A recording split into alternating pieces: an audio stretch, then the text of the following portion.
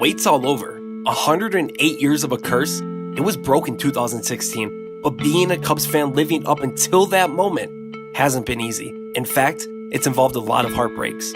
My name is Grant. I'm from Schaumburg, and I've been a Cubs fan for 16 years. Hi, I'm Noah Pinzer. I've been a lifelong Cub fan since 1979, which means I've had some unbelievable ups and some very, very sad downs. Well, I became a Cubs fan, thank goodness, because of my grandpa and we would watch WGN on a 13-inch Emerson TV. Yes, those were the days. Harry Carey with Steve Stone and Tom Brenneman. And those were the days we'd watch baseball and he'd tell me the players that he liked. Hi, my name is Alex Pat, and I'm a diehard Cubs fan. And I've been a Cubs fan since probably before I even came out of the womb. We all know about the Bartman situation, the 1984 season, the 100-loss seasons. Getting our hopes up back then was common, and it only led to disaster. They gave their best, and they just came up short. We still love them. You know what? There's next year. It's always be next year. I'm really sad, but you know what? There's always next year. I'm sick and tired of waiting until next year, so yeah, we gotta do something. Now, being a Cubs fan is something I cherish. There is nothing quite like it. Sure, I would have loved to see winning seasons year in and year out, but that's not always the case. There's just something about being a Cubs fan that's different. All the history, all the family traditions, seeing Wrigley Field for the first time.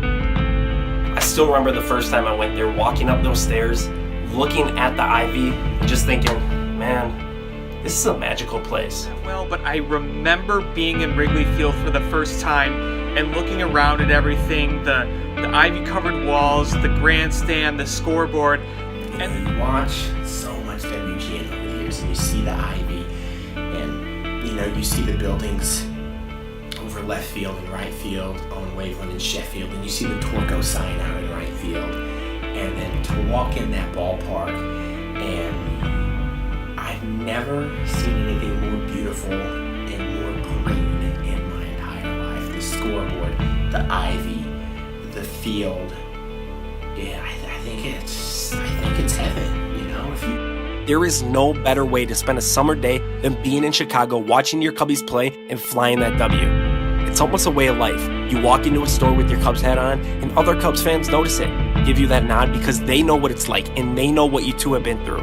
And being a Cubs fan right now is awesome. How can you not love what's going on in this organization?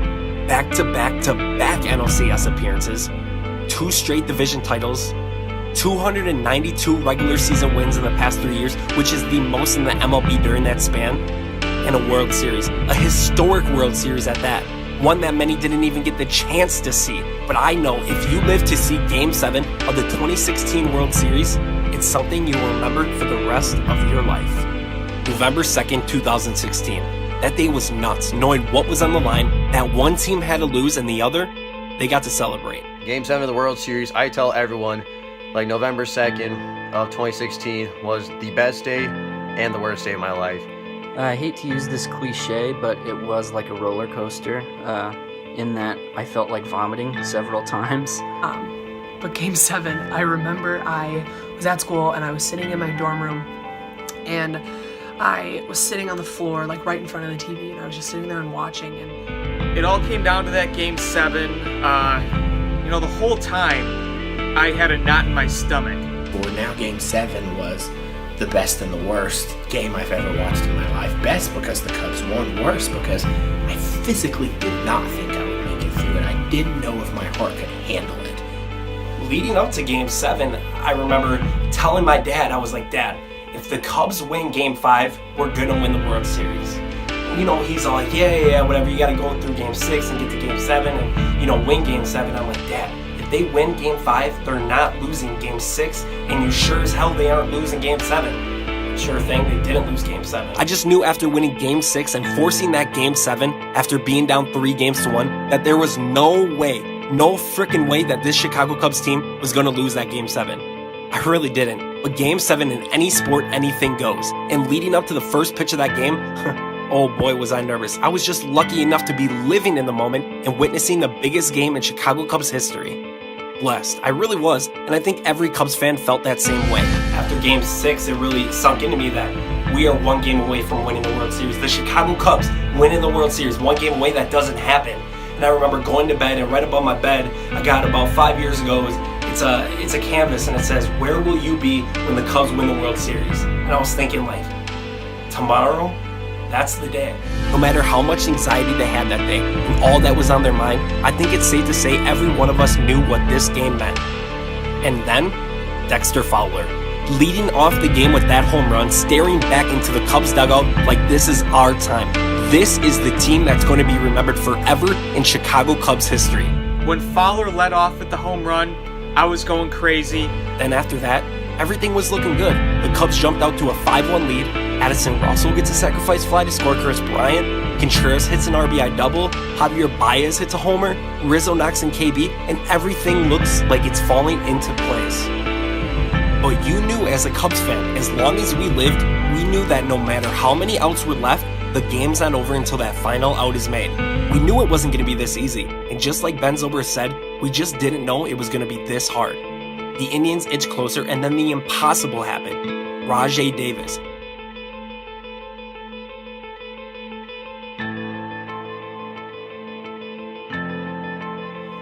Eighth inning. Let's get through this. Rajai Davis hits the home run. I'm just beside myself. I remember I could have thrown up my whole heart. Such a gut-wrenching moment because I thought that the Cubs, I thought it would just be another Cubs thing that they blew it. We came this far and it's going to happen like this. And we had such a lead. We were up 5-3 at one point, and then everything was going our way, and then Rajai Davis hit it. I went numb. After all what happened, having that 5-1 lead, then to have it collapse, and then out of all the people, Rajai Davis hit that homer to tie the game in the 8th inning. At that moment, I thought the curse was real, and I never really believed in the curse. But to have all that happen just to collapse, I thought to myself, the curse might be real. How did this guy hit a game-tying homer off one of the most elite closers in the game? Someone who threw 100 miles per hour, and Rajai Davis hits a game-tying homer in Game 7 of the World Series in the 8th inning?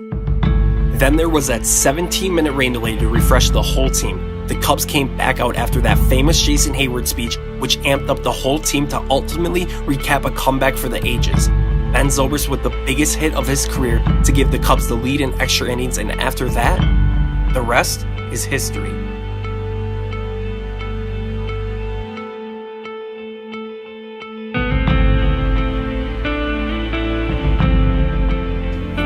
Zobrist hit that 10th inning double down the left field line. I went nuts. I went outside screaming, waking up my neighbors, man. It was nuts. I was like, oh my God, the Cubs have the lead. We're going to win the World Series. Let's go! Oh my God, I just screamed outside. Oh my God. And that's when I tell everyone that was the best day of my life.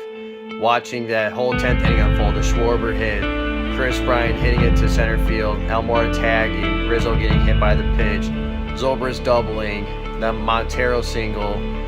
I think it was just like I just sat and stared, Like I assumed I would like bawl and cry, but I was just so emotional. Like I wasn't. Like I didn't show anything, but it was just so amazing to see. And Zobrist comes up. Then he hits the base hit. And, I'm clapping like this, but I'm still not jumping up cheering because, I know there's still an inning to pitch through. That exact moment when Chris Bryant picked up that ball, let out a huge smile, even slipped and threw the ball to Anthony Rizzo to wash away a 108-year drought. That moment you will forever remember and cherish. Wherever you were, the people you were with, and seeing players run out of the dugout for as long as you live, you will have that memory stuck in your head. And after that moment, Cubs fans like myself went nuts all around the world.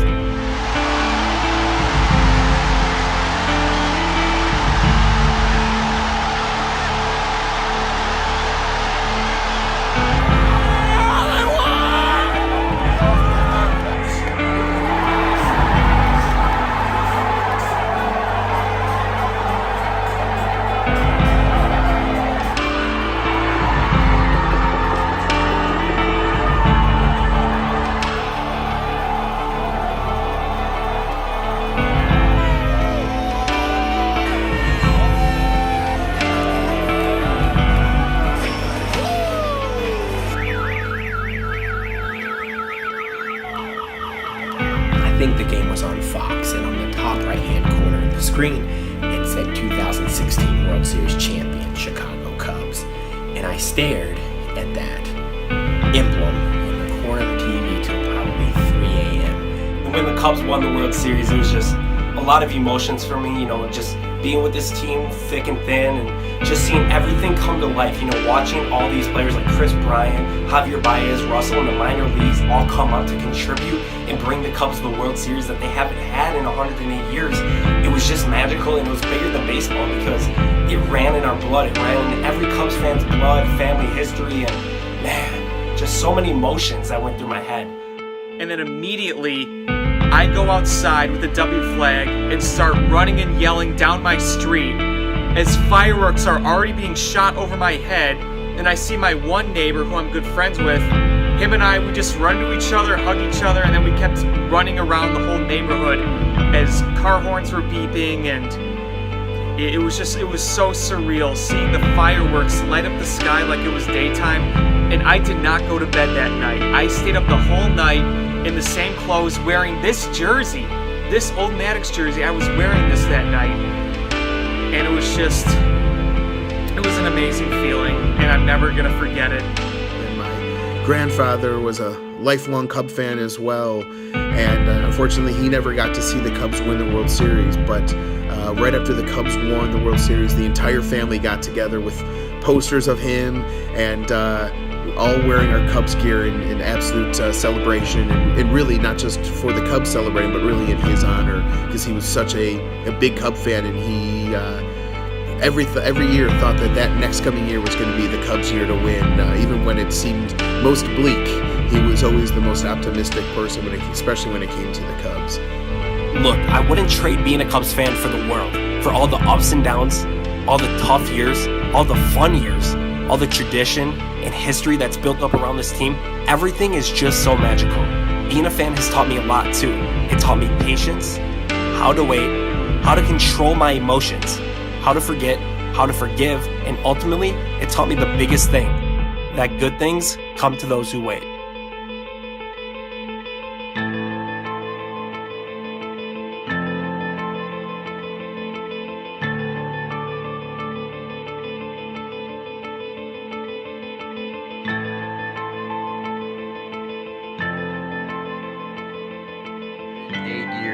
Not winning a World Series championship, just never give up hope. Always believe in your teams. They're going to win. Maybe optimism,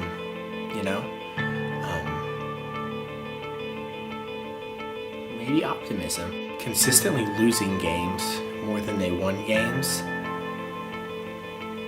It's been a pleasure. I am so lucky to have been born in Illinois and to have my dad and my grandpa be Cubs fans, because it's created this sense of optimism, and it's always been that way with the fan base. Win or lose, we booze. I became a Cubs fan when I was really little, no matter, what happened or the team history behind it. I just loved the Cubs. I loved everything about it. And I know I got a lot of crap growing up because I live in Wisconsin, but just being a Cubs fan really showed me a lot.